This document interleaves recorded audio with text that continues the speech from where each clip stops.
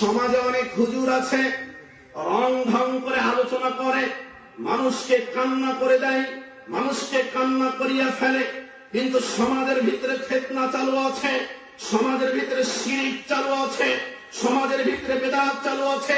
এই বাটপার হুজুরগুলো, এই ভণ্ড হুজুরগুলো কোনদিন টাকার কারণে, এই লক্ষ লক্ষ টাকার কারণে সমাজ থেকে তারা কোনদিন শিরক বেদাত উঠাতে চায় না। কথা ঠিক কিনা? এরা টাকার কাছে বিক্রি হয়ে গেছে। কার কাছে বিক্রি হয়েছে? 70-80 হাজার টাকা দিবেন, পকেট ভর্তি করে গ্রাম থেকে চলে যাবে। সমাজে শিরক চালু আছে, বেদাত চালু আছে, তারা উঠাতে চায়। সাধারণ মানুষ তো বুঝে না রে ভাই, সাধারণ মানুষ বুঝে এগুলো, বুঝেন? তাহলে তাবিজ কি পড়ে না খায়? কোথায় পড়ে?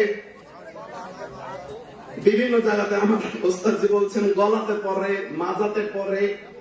যেই মানুষ বলে যেই তাবিজ আপনি আমি পরিধান করি, এই তাবিজ কি সাধারণ মূর্খ মানুষ দেয় না হুজুরেরা দেয়? কথা বুঝতেছেন আমার? যে তাবিজ পরিধান করি, এই তাবিজ কি হুজুরেরা বিক্রি করে না মূর্খ মানুষ দেয়? হুজুরেরাই দেয়। এক হুজুর বলছে তাবিজ পড়া যাবে না, আর এক হুজুর বলছে তাবিজ না পড়লে কোনো ওষুধ ভালো হবে না। কথা সত্য না মিথ্যা? সাধারণ মানুষ কোন দিকে যাবে? সাধারণ এলাকার মা বোনেরা কোন দিকে যাবে?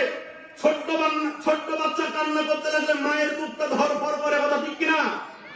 কিন্তু সাধারণ মহিলা বুঝে না, সাধারণ বাঙালি বুঝে না।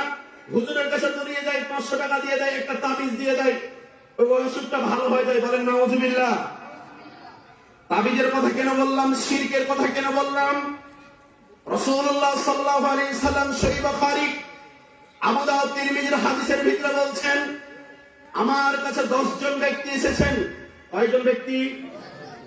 আমার সাথে কথা না বললে মাথা পাবো না। অল্প সময় আলোচনা করবো, মাগরিবের আগ পর্যন্ত কথা বলবেন, চলে যাবো ইনশাআল্লাহ।